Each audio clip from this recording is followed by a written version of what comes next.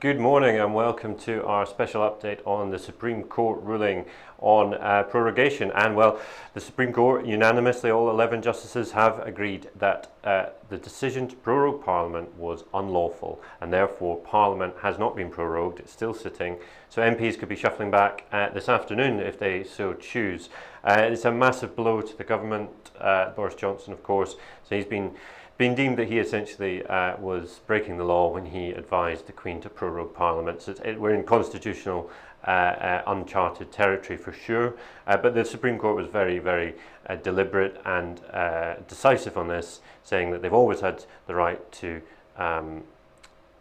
make judgments on politicians, on lawmakers, and even on the monarch. So this is not something that seems to be up for much debate. All 11 justices were in agreement and say it was unlawful. So where does that leave us? The pound has shot higher off the back of the news, but has since retraced, as we suggested in our morning wrap this morning, in the morning note. Any rally or drop on the announcement was likely to be faded, and that's exactly what we've seen, at least for the time being. So we'll look to see now what the next steps are. We need to see what Boris Johnson's prepared to say on this. Does he stand down? You know, there's question marks. If he's lied to the Queen, then it does raise very, very serious questions about his position as Prime Minister. But then we're just into the territory where really Boris Johnson wants us to be, which is an election. He's prepared to force an election that he believes he can win. And ultimately, I think Jeremy Corbyn's position now, what does he call for? Does he call for the Prime Minister to stand down? Well, that means an election. So Jeremy Corbyn and Labour and the SNP and others were unprepared, didn't want to go for an election prior to this because they felt that they could tie the government's hands for a little while longer. Now their cards to a degree are being forced on them, and they have to call for an election as well. So I think we're into this territory now where we have to just look towards an election.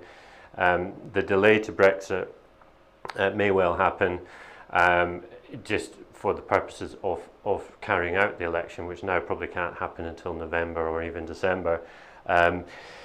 There's still a question mark over whether Boris somehow ignores the will of Parliament and still takes Britain out without a deal by October 31st. He would essentially be breaking the law if he did that. Coming on top of this decision by the court, it hardly seems likely that he would break the law twice.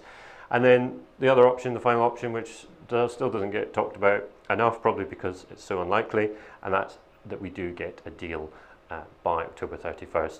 On that front, Michel Barnier today saying that he sees no real chance of an agreement on the backstop, at least. So the two sides are as far apart as they've ever been on a deal. Parliament is still moribund and sclerotic and simply cannot come to a decision. And so it leaves us in a position where I think a general election is the only outcome that's desirable to anyone. And that may mean a delay to Brexit, but ultimately it should mean that Brexit will either happen on October 31st or perhaps by January 31st. The wild card to that, though, is what happens if a second referendum is called. If the Labour-led government were to assume power, then that could mean a second referendum, and then we're into further uncharted territory. So this it may not significantly change the needle in it of itself, but certainly the market is looking for greater uncertainty, greater volatility, and we're seeing that now in the pound. I think at the moment we saw that spike higher, but at the moment the market's still trying to figure out exactly what this means, as it's still very much a binary outcome for sterling. You're either up to 130, 135 on the back of a deal, 140, 145 of no Brexit at all, and then you're down below 120 should there be no deal.